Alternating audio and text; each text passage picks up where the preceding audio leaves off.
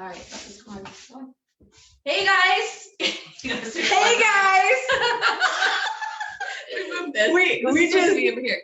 Come closer. Okay. There we go. I think I'm realizing that Zoom is flipped around. Yeah, because why am I on the right? I know, I'm really on the left.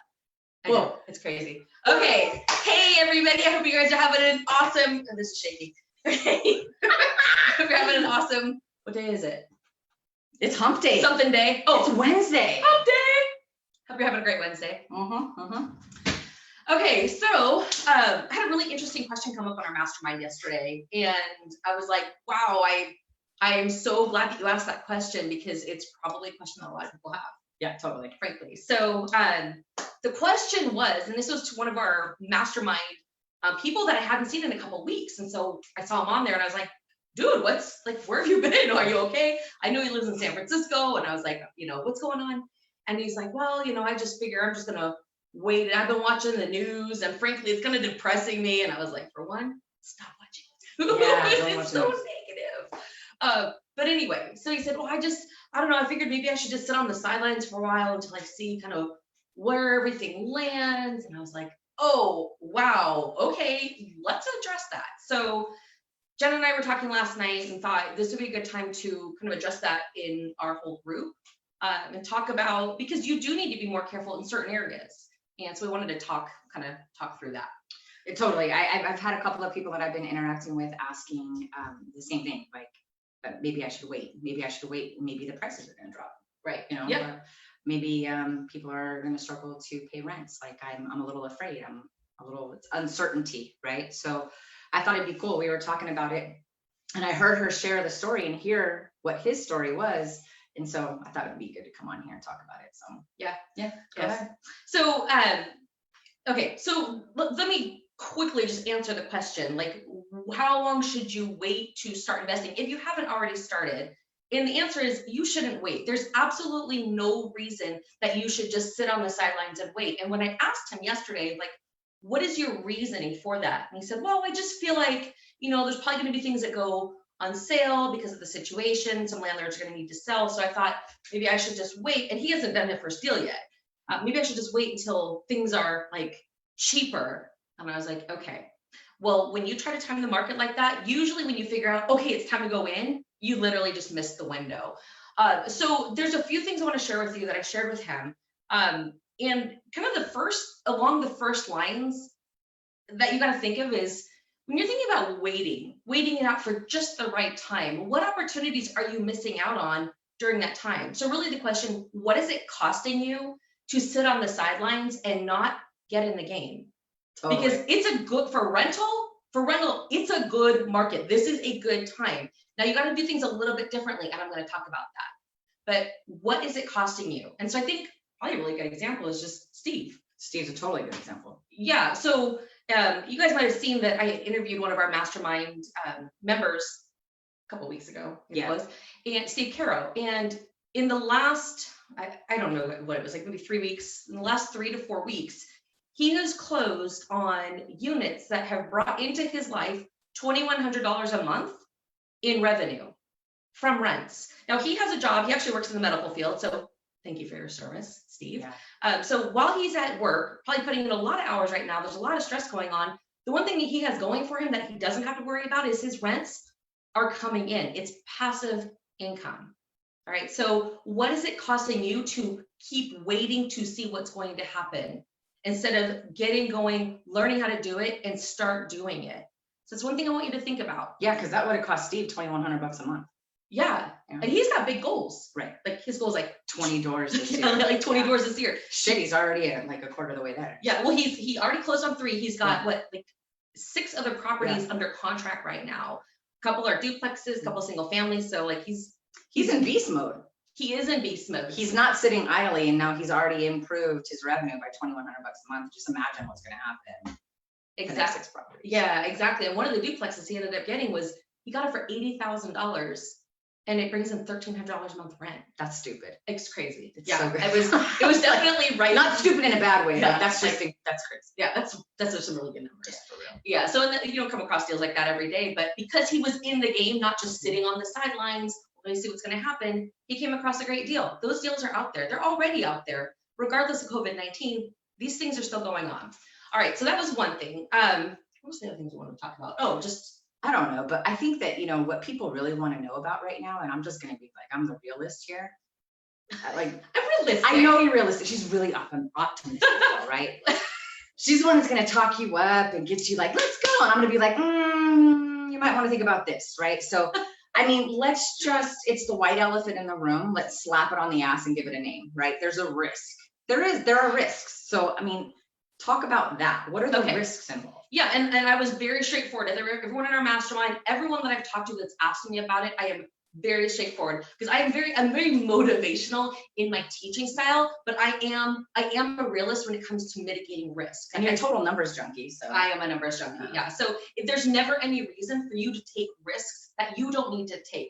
No matter what you do, there's going to be some risk in real estate, no matter what. But there's lots of things that you can do to mitigate risk. And so that is really what I focus on. But let's talk about kind of what the risks are, because it's literally just flipped in the last month. Totally. What the risks are. So for one, as it will. Exactly, sorry, but that's just the way real estate is. Right. It's market by market. Yeah. And it's driven by economic events and things that are happening. But yeah, I'm sorry to interrupt you. Yeah, no, that's okay. So it's what I do well, I guess. So let's just talk about the first thing. The first thing is it really depends on what your strategy is. So if you are looking to do fix and flips, everybody that I'm talking to right now, if that's something they're like, I really want to fix and flip, I'm like, okay. A month ago or a month and a half ago, they're like, okay, cool. Here's some things you got to look out for. Here's how to do it safely. But what I'm telling people right now, if they say they want to do that, I'm like, let's talk about that. Because where is the big risk? If you think of, you want to buy a property, you want to fix it up, and then you want to resell it to a homeowner who's looking to move into this gorgeous renovated property. The thing that you are starting out with is you always have to begin with the end in mind. And the end in mind is the after rehab value. You have to know the moment you're stepping into the purchase or making your offer, you have to know with a lot of confidence what you can sell it for, right? That makes sense. Yeah. So, when you're doing a fix and flip, you got to be really careful about your comps. You got to make sure. I always teach my students, like, don't go back further than 3 months. You could technically go back 6 months, but it's a little bit risky. So stay within 3 months. So here's the problem right now, and why I'm telling people that I'm working with, don't do any more fix and flips. If you're already in it, fine, let's see what we can do to mitigate the risk. But 1 second, sure. Because yes, if you're already in it, for those of you that don't know, I play poker. I used to be pretty semi-pro, but play poker, you always got to know your outs, right? So if you're in a flip, you have a flip going, you have to know your outs. And one of those strategies is that then you can start looking at the market, analyzing that and thinking about, well, could I just hold it, right? Could I hold the asset, rent it, refi it, and come up with a different game plan so that you have an out? So I'm sorry, go ahead. Yeah, no. Something to consider if you're in that predicament. Yeah, totally. And that's the conversation we have, Battelle and Josh and Amalia and Mike and Shelly are all in flips right now. And so one of the things we talked about is, okay, cool. And we're not going to say doomsday, because the reality is it might be fine. It might be fine. Supply and demand is still an issue. Having a nice renovated house, there's still a shortage. So it might be fine. But if the market dips and the after renovation value goes down, what is your plan B? Okay, so we have been working with all of our students, okay, if you're in it, let's do some research. Let's find out what is it going to rent for if you had to rent it. And then let's talk to some lenders about what it's going to look like if you had to refinance it. So that at least you're not caught off guard at the time if you need to make the adjustment. At least go in knowing what your plan B is and what that's going to look like for you, so you can make adjustments if necessary. Hey, but what if they're in a market where it's high? What? If it's good? Yeah. Well, they just sell it. But they just stay with their plan A. Okay. Yeah, and everybody is presuming that's going to be the case, but what we're doing, just as coaches, is advising, let's look into what is it going to look like if you decide that the price you can get for sale isn't worth it to you. Because you could always sell it, but if you really want to do all that work and not make the profit you wanted, maybe you still make some profit and maybe you're okay with that. But maybe you're not going to make the profit, or maybe you just want to hold on to the equity and keep it as a rental. And so that's what we're talking about. Just know your backup. So anyway, the risk right now, if your strategy is to fix and flip and you're just going into it, the main risk is that you can't look at the last 3 months like you would normally and say, okay, well, this is the perfect comp. It's the exact same size, same year built. It's like the house next door and it sold only 2 months ago. So, I mean, it's the exact same house. I know I can rely on that. And normally you could. That's like a perfect comp. Oh, but right now, but right now, we don't know. Like there's uncertainty in the market on resale. So because of that, even a perfect comp, which is rarely that obvious, even that I can't rely on it. 2 months ago, we weren't in the middle of a pandemic where everyone's at home. So because of that, that's the one thing that's not comparable. So even though all the technical parts of it are comparable, the market was different then. And we don't know what the market's going to look like 4 weeks from now or 8 weeks from now. So if someone's interested in doing fix and flips, my advice is don't go into that right now. But if you really want to fix and flip, cool, you could still do that. You just want to do it in a rental market and let it be a rental flip. And that's where knowing how to do market analysis is super critical. In fact, it's one of the first pillars that we say, you got to know. You got to know market analysis. Mm-hmm. And if you do, like you feel borderline invincible, because no matter what's going on, you can just say, okay, you almost throw a dart at the United States map and then go in and analyze a market and determine if it's somewhere you want to go. It helps you maintain fluidity and flexibility in the business. So yeah, that's true. Anyway, so if you are looking to, you want to fix and flip because you just don't want to buy and hold yet, this maybe a month or month and a half ago, I did a class about the BRRS strategy, which we just made that up because it's like BRRR, but it was buy, renovate, rent, and then sell. It's something I've referred to for 17 years as the investor flip. So you're basically buying probably a lower price property, renovating it for rental, having it rented, and then selling it to an investor as a performing cash flow property. Because there's investors out there that want turnkey properties. Probably more so. I mean, I have at least 3 clients that are asking for them. Yeah, they want them. So yeah, not everybody wants to renovate. We are renovators. Like we don't buy property unless we can renovate it. Like we want to have the upside. Yeah, we like the forced appreciation. But there's tons of people out there that, if it already is cash flowing, that's really what they want. That's what more people want probably than the ones who want to renovate. So just know, as far as the risk of flipping would be, if you're trying to flip to homeowners, it's basically because you don't really know what the ARV is. So we would say, how long should you wait to invest based on current events in that strategy until this is all over and things start selling. I would not try to do a fix and flip or start a fix and flip right now. Until all this is washed over. So for fix and flip, we say, don't do it, just hold out. Wait to see what the market's doing. Now, this group isn't about flipping necessarily, but I know we have investors in here too who are doing all strategies. So I didn't want to just not address it. And we do all strategies. We're not flipping right now. So thankfully, because if we were, we'd be looking at what it's going to look like to refinance. I actually made Stacy stop flipping in December. That's true. Yeah, that's right. Oh, that worked out good timing. So I wonder why. All right, so let's talk a little bit about why ARV, or after rehab value, isn't as big of a risk when you're doing a long-term buy and hold. So it's not that it's irrelevant, it's relevant, but here's the deal. This is not a 3 to 6 month strategy. When you're doing a buy and hold, that's a long-term wealth building strategy. So during the course of time where you have, the market's going to go up and down over 30, 50 to 50 years, right? The market's going to go up and down, up and down, up and down. And frankly, at any one given time, I don't particularly care if it's going up or going down because I'm just holding the property. What I care about more is the rents. Are the rents stable? Are the rents, stable and going up over time? So ARV, when there's market uncertainty, really doesn't impact anywhere near as much for the rental strategy because it doesn't impact anything. The only thing that you have to be aware of is if you're doing the BRRRR strategy, but even then I don't think it's going to impact because they will use 6 to 12 months of comps. Even though the market isn't necessarily the same, appraisers will use historical figures. So even that doesn't stand a big risk for the BRRRR strategy. But for straight buy and hold, it really just doesn't matter.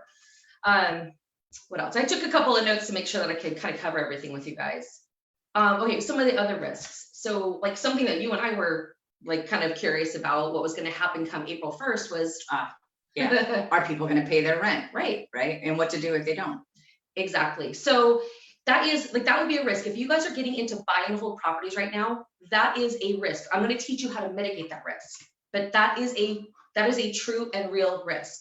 All right. So, but that's something we can get around. I'm going to teach you how. The other one that has come up and someone asked us is, what about being able to rent units? Like, are you still able to rent units during that time? So I will just tell you that from our own personal experience, we happen to have 2 units that were, the leases were up March 31st and the tenants had given notice a month ago. So they just moved out a week ago and we started marketing them. We had over, between those 2 units, we had over 300 responses.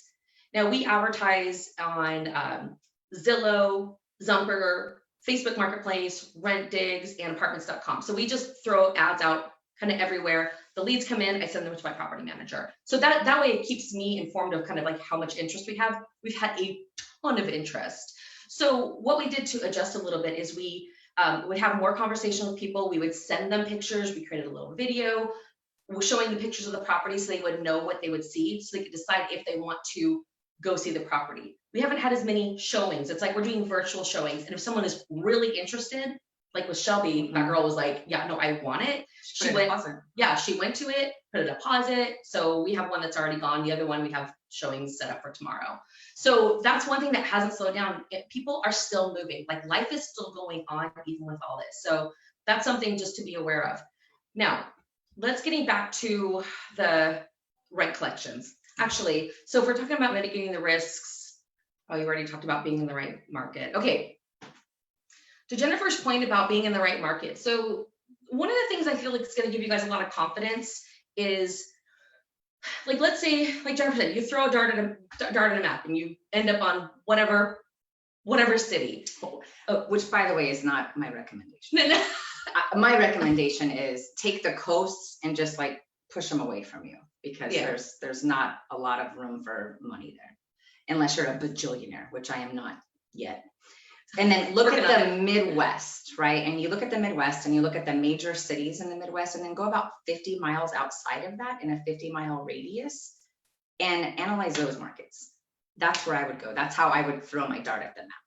Yeah, go ahead. But I just didn't want people thinking that's what we do. No. But my main point was, if you could literally throw a dart at a map and if you understand how to go and research that market, it really increases your confidence, because you know you could quickly pick any city USA and go do some initial research and rule it out, or say, okay, this is worth looking into further. And then you go dig in and you research further to figure out, like, is this a good cash flow market? So like Jen's talking about getting rid of the coasts, one of the things that really increases your risk a lot is if you're in a high price market. So the prices are high, which means your mortgage is high. The rents are high. Okay, but even though like areas like that don't tend to cash flow, it at best, if anything, you might break even, but oftentimes people are doing that as an equity play or an appreciation play. Super, super dangerous at a time like this. There was someone, I didn't even tell you about this, but in another Facebook group, you keep things from me? I just saw it last night. So like in another Facebook group, I saw a guy basically post saying, I have a $7,500 a month lease in Los Angeles on a property. It was an 18-month lease at $7,500 a month. He still had 8 months left in it. And he did that because he was doing it for Airbnb. Well, guess what's happening with Airbnb right now?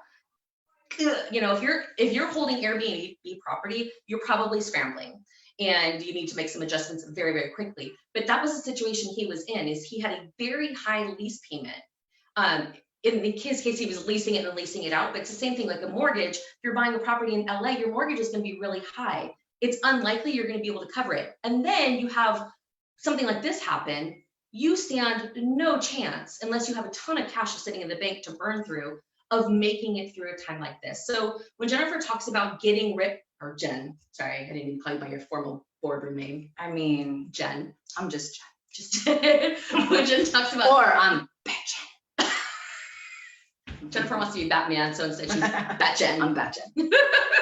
Okay, so sorry. When she talks about getting rid of the coasts, it's because, and this isn't true like on every single market, but generally the prices are higher in those areas. Now the rents might also be higher, but both of those things really, when you go through a difficult economic time, like an economic downturn that we may or may not face, but it's possible, likely, those are very hard to hold onto properties during that time. Okay, so if you are focusing more in areas that are lower in price, but where the rents are solid. So the purchase prices are lower, rents are solid, which is what we have always taught, we'll continue to teach. You're mitigating your risk of having a problem. So if you're operating in markets like that right now, that's fine. The rents are still solid.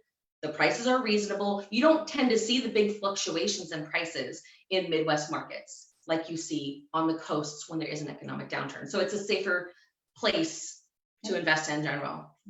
All right, so that was one of them. Okay. Oh. What's this one right here?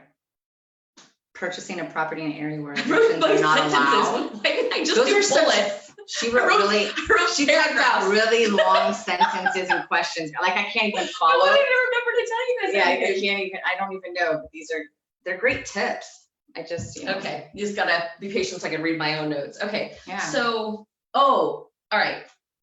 So Bobby, who was in our mastermind, he reached out to me a couple of days ago and he's like, okay, so I have this property under contract in, I think it was Columbus, Ohio. And he was actually asking a completely different question, but through asking him some clarifying questions, I realized we had like a major red flag happening right now and I needed to coach him through that. So I'm going to tell you guys through that. All right. I need to borrow your water. She's stealing my water. She's putting it on her side. For my water. Kids. Right when you think it's your water. It's not. We live in California. Community water.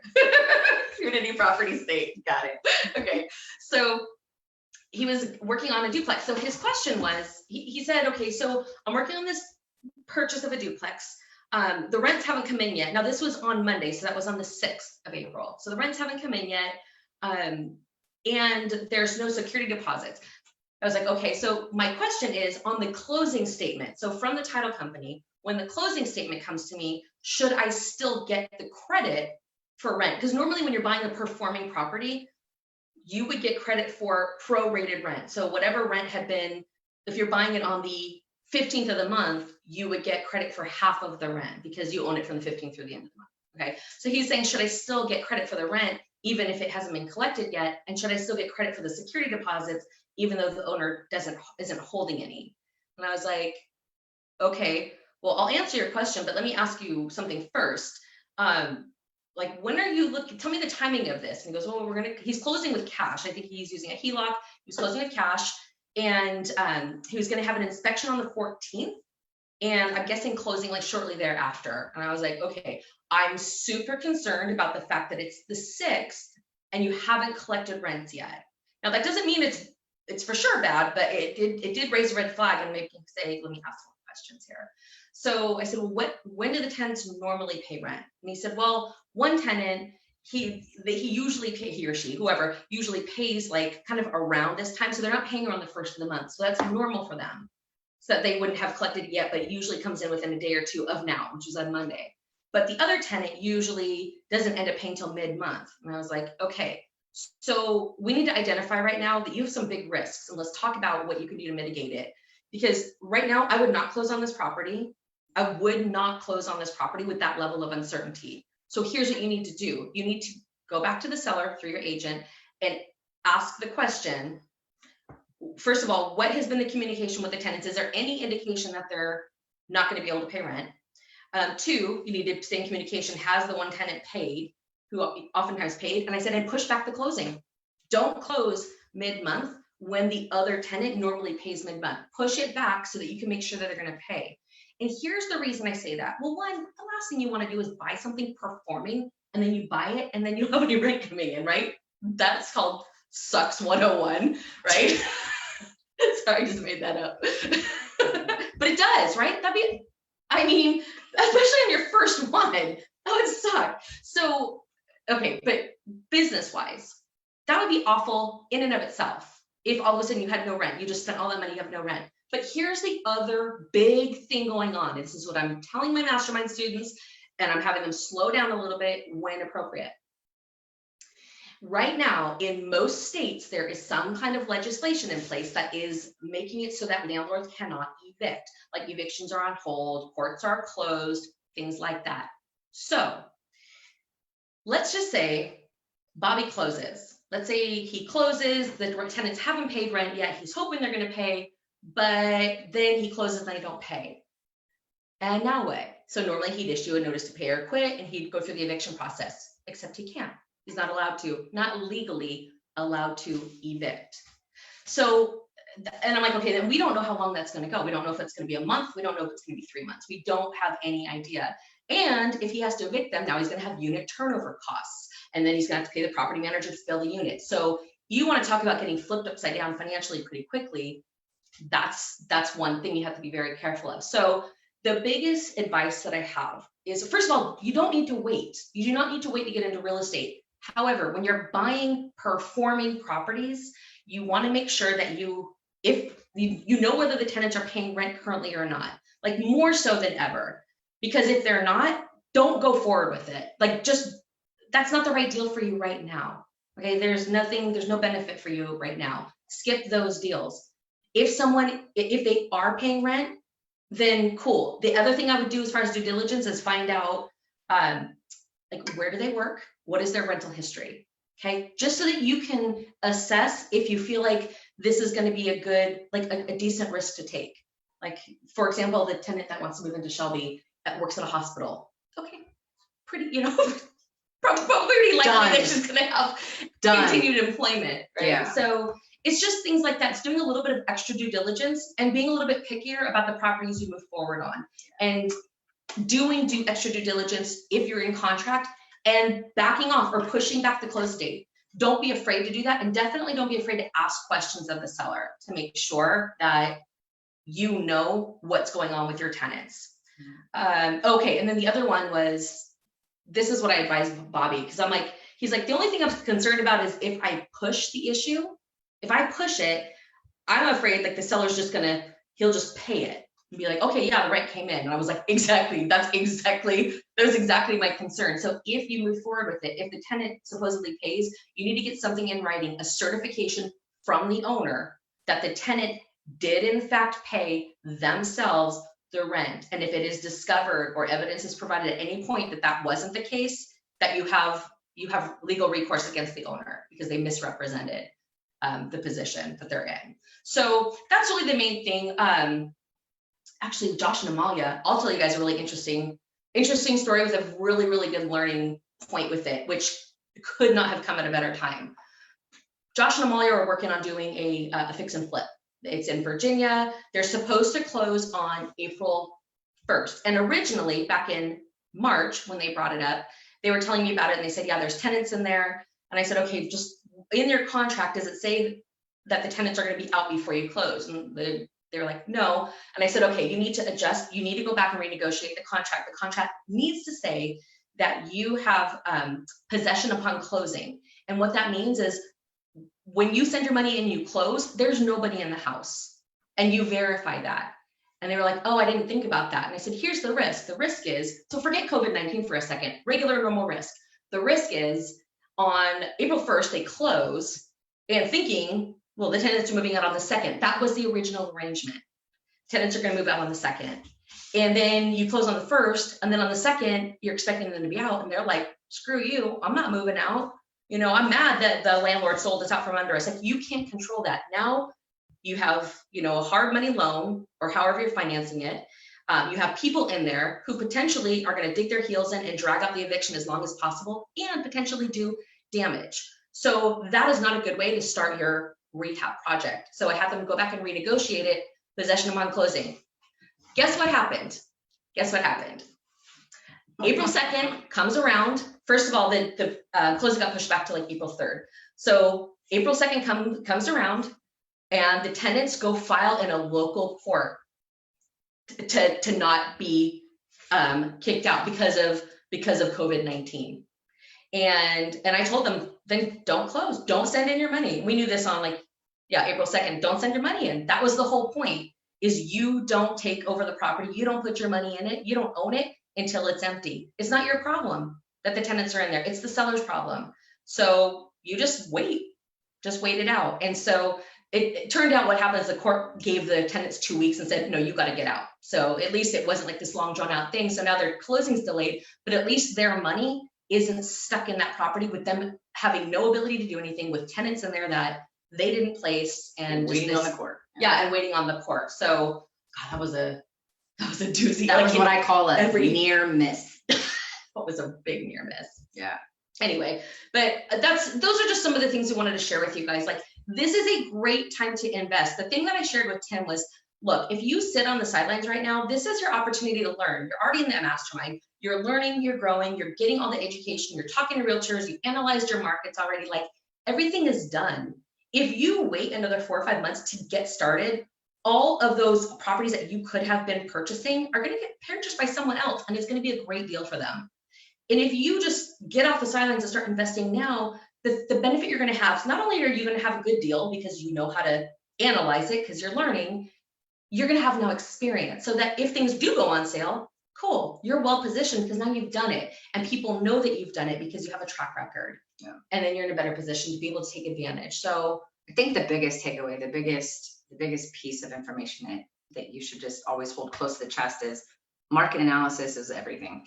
Being really able is. to pick the right market, knowing whether or not you should enter it, having an exit strategy, identifying, if you're going to do a buy and hold and identifying the tenants. For me, I would look at, like I told you, I'd look at the bigger areas, the bigger cities, and then 50 miles out of that, in that radius, look in those areas. And then, like, are there any hospitals nearby? Is there opportunity for, traveling nurses that rent out? Or what does it look like for some of the economy that happens in that market where the jobs are?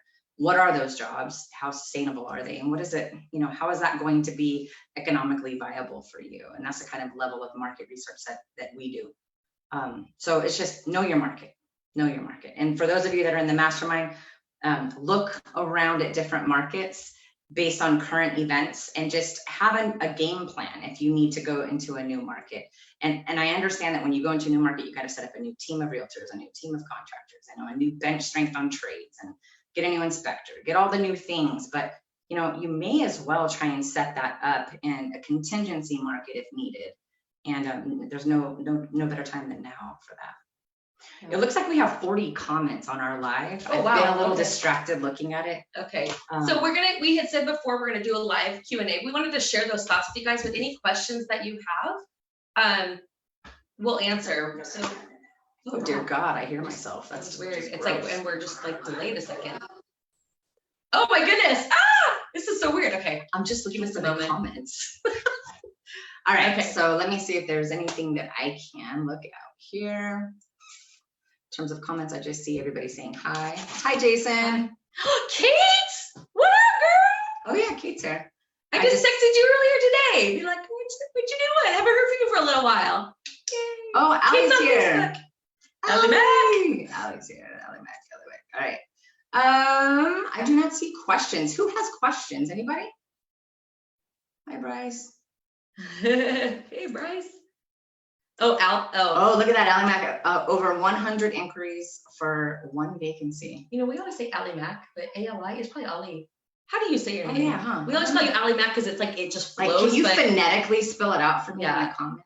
I feel like we might be saying your name wrong. I don't know that we're going to change it, just like you call us. You're always going to be. Yeah, you're always going to be Allie Mac. Yeah. I don't know. Let's see here. How did you two become so awesome? We just found each other and then we became awesome. Actually, I think Jennifer's always been awesome, but I got to graduate. Our governor made a public announcement asking landlords to waive rents until this passes. Tenants are pushing for that pretty hard here. Okay, it's like Muhammad Ali. Okay. Ali. Oh, because we say it like it's Ali Mac. Yeah, like it's it's almost like a Big Mac, like it's a McDonald's experience, but not that I've had a Big Mac. All right, we give a couple 30 years. In terms of the BRRRR strategy, how do you imagine rehabbing will be affected by all the quarantining? Oh, okay. So that's a really good question, Kate. And right now we have multiple of our students who are rehabbing right now, and they are rehabbing. The one thing that I saw, and this was with Battelle. Oh, I was going to bring it up with the mastermind yesterday and forgot. I will tell you, there's some really creative contractors out there that during this time they're kind of shifting gears and doing all the inside rehabbing so nobody sees them. Just saying. Yeah. So one thing that Battelle had run into is they had a stop work order because their what is it called? The permits hadn't been approved yet. Their drawings hadn't been approved, and the office closed. All the offices closed, so they weren't able to move forward. So it just kind of stopped the job. And so her contractor said, "Well, here's the deal. If we work and we get caught, it's a $2,500 fine to the owner." And she was like, "Okay." And so I asked her, "Well, what is your monthly payment for your hard money lender based on it?" And it was about $2,500. And I said, "Okay, well, so you just have to make the decision. You want to move forward or not." Now, this isn't related to COVID. It is, because that's why the office is closed, but that's just stop work order. And she said, "Well, I mean, if the office is closed, that means the inspectors who are driving around looking to see if people are working, aren't driving around because they're off of work, they're closed." So, and I feel like if we do inside work, it's worth the risk. So we were talking through that. Mike and Shelly, they are full blown into their rehab. And they're basically, the way that their contractor crew said to them is, "Look, we're working, okay? We have to put food on the table. We're working." And so we're practicing social distancing. They're all wearing their masks and everything, but rehab is still going on. So far, I haven't heard of, that's a really good question, Kate. So far, I have not heard of anyone, the rehab stopping because of it, because of COVID-19 specifically, other than with Patel's them doing a stop work order, but that was related to the permits and the permit office closing.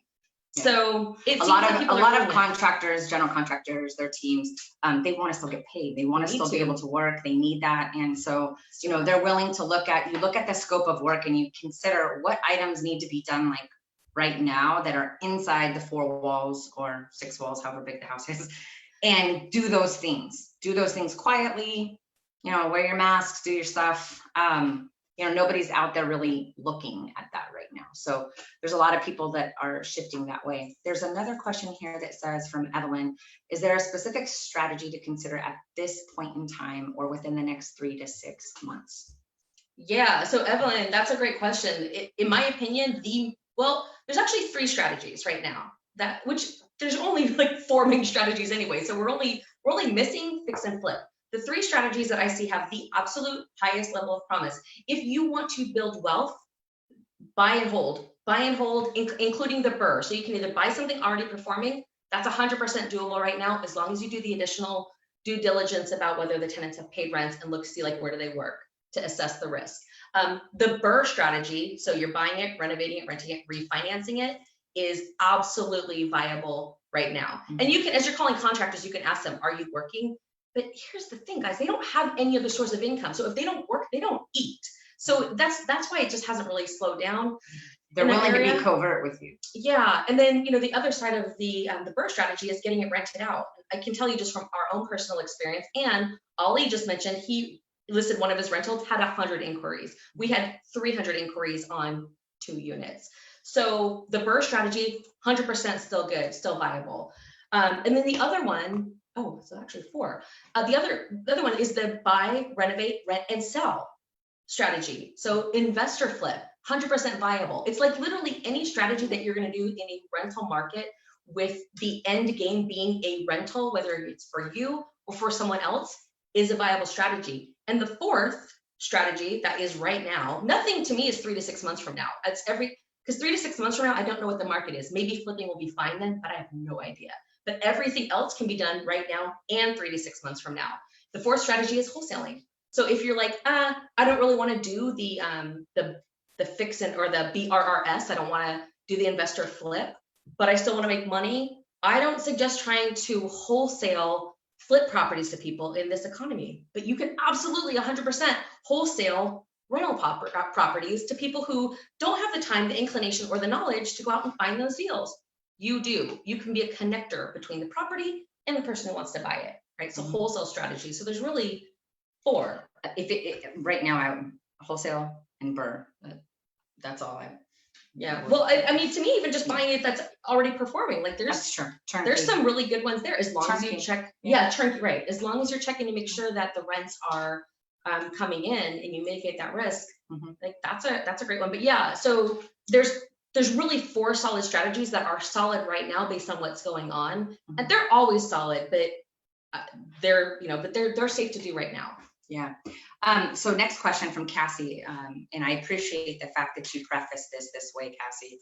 She said, "I'm sorry if this is an insensitive question, but would the COVID hotspot cities be potential markets to look into, being that their local economy is taking the hit as well? So that's a good question. It depends. So it depends on what markets they already were. If those markets were already good cash flow markets, and Cassie, I know that you know how to do market research because you're actually both in the wholesale class and in the mastermind. So I know that you have the market research training. If it's a COVID hotspot, if it happens to be in a market that you've already identified as a good market, then you just want to look at a little bit further as to what is their economy built on. Because if it's built on restaurants and bars, yeah, that might not be the ideal, right? But if it's built on university, government, hospitals, and they have a good diversity of employment, that's probably safe. What you can do, Cassie, is if you're kind of like curious about COVID hotspot areas, you can take those markets, run through the model that you learned about market research, and then look at that from that standpoint and see, do they still hold up? But like New York, a COVID hotspot, USA, New York you don't want to be anywhere near New York now or ever as far as cash flow. And the New York landlords will tell you that. They will scream that to you. Like, they're so frustrated in New York about their government. The prices on top of it are an issue in a lot of parts of New York, but even where they're not, they are so tenant friendly there. Like, they probably rival California. They're so tenant friendly, and landlords are so frustrated that we're hoping actually to be able to reach out to those people and teach them, like, look, you could do remote investing. You don't have to be stuck in an area where your government just doesn't, they're just like rude. Like, they don't care about the landlord at all. I don't think of it as like just greedy Mongos, when we're just regular people trying to build for retirement. So I would just to summarize that, I think that the learning there is, if it makes sense. I think that, you do have to think about post-COVID, what is that economy going to look like? And Stacy's right. If it has all of the things that are currently shut down, what is that going to look like once things, turn back on and the new normal sets in? You have to consider that. So, it's market analysis combined with just general logical, what's it going to look like after all this is said and done? And obviously in real estate, it goes up, it goes down, shit happens, people prosper, people don't prosper, and some people suffer. And so I appreciate that you were asking that and prefacing it as an insensitive question. You obviously want to take an opportunity where if you have the money and you have the cash on hand, you can make an investment in one of those markets. Obviously do that if it makes sense post-COVID and if the numbers match up. That's my advice. The last question that I have right here is from Cleo. It says, can you finish explaining the closing and taking possession at this time? What if sellers need a month to move out? Okay. Oh, that's a good question. I'm just curious, Cleo, are you in Michigan by chance? The only reason I ask that is because with Mike and Shelly, they're into their rehab, but they had to wait a month to start the rehab because the seller got an extra month to move out. And at first, when we were going through it, I was like, no, you don't want to allow that. And he said, apparently that's just normal there. So there's just no getting around it. But here's the answer to your question, Cleo. If it's a homeowner that's living in the property and you need to give them 30 days because that is what's customary, I'm not as concerned about that. It's if it's tenant occupied. Generally, our general rule of thumb is we will not ever close on a property if there's someone still living in it. But I recognize that sometimes you might find a good deal in a market that has this thing where, you're in Texas. Oh, okay. And I don't know if it's customary in Texas. If it's customary and there's no way around it, then it is what it is. But if there's tenants in there, I wouldn't do it. To me, like anytime I've ever sat down with someone one-on-one and we're going through training and then we're looking at deals that we generated after talking to realtors, if it says tenant occupied, I just tell them to pass on it. I literally am like, there's so many other deals out there. Let's not do that. But that was for flipping, right? So that's if you're going to renovate it. So right now, what I'm talking about, it needs to be vacant on possession, is if you were going to rehab it and you need it to be vacant. So the other obvious side is if you're buying it performing, you don't want it to be vacant. You want the tenants to be in there and paying. Jason made a comment. Pennsylvania's ordered construction companies closed. So life-threatening work only at risk of fines and pulling their license. So okay, don't go to Pennsylvania. Yeah, Pennsylvania is out then. Thank you, Jason. I think we missed. I'm working my way back up. I think just because you're on that topic, I think that the smart move there is that's part of the market analysis, right? Yeah. Before you enter into a market, research what COVID-19 is doing to that market and whether or not inspectors are still going out, whether or not construction companies are being ordered to stop. It's just part of the research, market research. Gary Brown, what are your top tips for new BRRRR investors on how to locate and land the best deals that are below market value? Top tips for new BRRRR investors, how to locate. Okay, so first things first is doing market research to make sure you're in a market that makes sense. So the second part of that, so let's just say you've identified the markets that make sense. The next part of that is lead generation. Now, I know, and for those who are on like the wholesale masterclass, I would say like there's a lot of different ways to go find property. You can try to go direct to homeowners, you can do letters, you can do skip tracing, you can do all these things that don't really produce a lot of results, take a lot of time and a lot of money. The success that we've had has always been very largely built on leveraging the relationships we build with local realtors in the market. Because not only do they have access to everything that's on the MLS, they have the off-market properties as well. They find out about properties before they go on the market. So we really leverage the relationships with the realtors. So a big part of that is knowing how to speak as if you've already been investing for a long time. It's probably one of the biggest hangups for new investors is when a realtor kind of sniffs out that you're brand new, you're really not going to get much out of them. So you have to get very good at talking to realtors. But after that, it's a numbers game, Gary. You get properties with comps coming in and you analyze them quickly. If you can analyze them quickly and figure out whether you have a decent offer, then it's a numbers game. You get offers, and then one hits. Mm-hmm. But you can't be afraid to make a lot of offers. And I think one thing that's different, because some people are afraid of, well, what if I want to do like lowball offer? What I do, if we have an offer that we calculated and it's going to be low, what we do is we go in and we tell our realtor, hey, I don't expect you to submit this offer, but I at least want to get back to you. Because a lot of people just won't even get back to them. And so because of that, they'll continue to send us properties. And then when we find a good deal, we lock it down. But Jennifer and I, when we're in acquisition mode, we will work multiple markets at the same time. So we have lots of deals coming in. And that's really the way that we find the good deals, the deals that work for us. I think the key there, Gary, is that, what we teach everybody is that market analysis piece first before you're even speaking to the realtors, so that you know the area is, it's worth your time and it's going to be lucrative for you. And then learning how to reach out to those realtors and get the deals coming to you. It's pretty easy after that. Yeah. Usually what happens is, this is like, honestly, this is what happens. You analyze a market, you enter that market by reaching out to realtors, becoming the ninja talking guru for real estate investing. They develop this relationship with you. They start sending you deals. You start making offers, make about 10 offers, 12 offers. Holy shit, I just got my offer accepted. And then you shit your pants and say, throw up. Okay, you could throw up, or I shit my pants.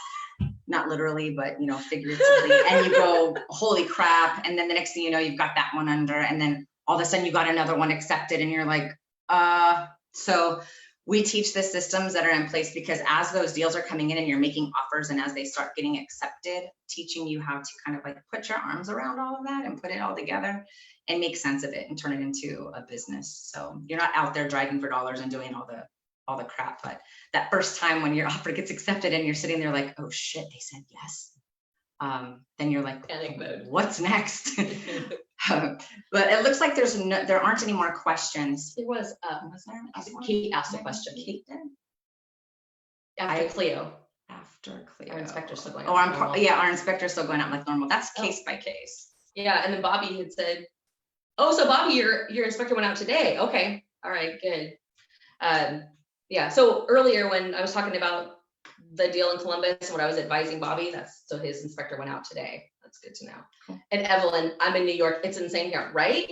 And I wouldn't have known that except just from being in Facebook groups. I see a lot of New York landlords being fed up with the local government there and really needing to go do something remotely. For sure. So I think that is it. I don't see any others. All right. If you guys have any other questions, go ahead and throw them up there real quick. We're excited to have all you guys here. I'm glad that you. I almost feel like it's an auction. Going once. Silent auction. Going once. How many offers do you put out in each week? Well, that depends. Yeah, it depends on what are you trying to accomplish and how much time do you have. It is a simple numbers game. The more offers you put out, the faster you're going to get your first deal. So when I was brand new, now this was 2003, so it's been like 17 years, but when I was brand new, it would take me easily 8 hours of analyzing. I'm a CPA, so of course I got to analyze everything to death. It's true. I have to analyze everything to death, and I was unsure of myself because I didn't know what the F I was doing. So I would analyze everything. I would make an offer after 8 hours of research, and one of two things would happen. Either they would just be like, no, I was crushed, like, what? Rejection. But it's the right offer. I did all this work. Or they would say, oh, well, the property already went into contract. An hour when? ago. Yeah. Or 4 hours 6 ago. hours ago. Yeah. So one of the things that Jen and I have really perfected is we've created tools for ourselves in our own business that allow us to put in a couple of numbers and quickly come up with an offer and send it out. And we will do that over and over and over and over. On average, we can get an offer out in 10 minutes from the time that we receive a property with comps, analyze it, get an offer out in 10, sometimes 15 if the comp analysis is a little bit more complicated. I can honestly say in 2016, I think we were averaging 8 offers a day. Yeah, we were doing a lot, and because a lot of the times they don't work. So why do you want to spend 8 hours analyzing something that doesn't have a chance of getting accepted anyway? So go for no. Yeah, so exactly, go for no. Lots and lots and lots of offers. Most of them don't work. Who cares? You just next. Mm-hmm. So the more offers you make, the faster you'll get there. Do you use your own contracts or the realtor's contract? Contract for what? I'm thinking he's talking about when you're making the offers. Realtors contract. Realtors, yeah. Always. So a part of it is because we're operating like in the normal realm dealing with realtors. If you were dealing directly with homeowners, which we don't tend to do very often, but we just use the state contract and we leverage the realtor's time. The realtor writes it up. We give them a baseline, like here's the terms, here's the price, earnest money deposit, closing date, inspection period, here's our terms, as is, where is, with all faults. Here's our company that's buying the property. We shoot that to the realtor. They then take the time to write up the contract. I think I got confused, to be completely transparent, Mark, because our process is like there's a little square Excel box. Yeah. And I take what's in the calculator and I plug it into this box, and then I copy and paste it and send it to the realtor to make the offer for me. I just delegate that shit. So I guess that's why I didn't know what contracts meant. So yeah, you just taught me something. I didn't realize there was a contract after that. Yeah, it's because of what it ends up reviewing them. So that's the thing. You're leveraging. That's a big thing that we do. We leverage time.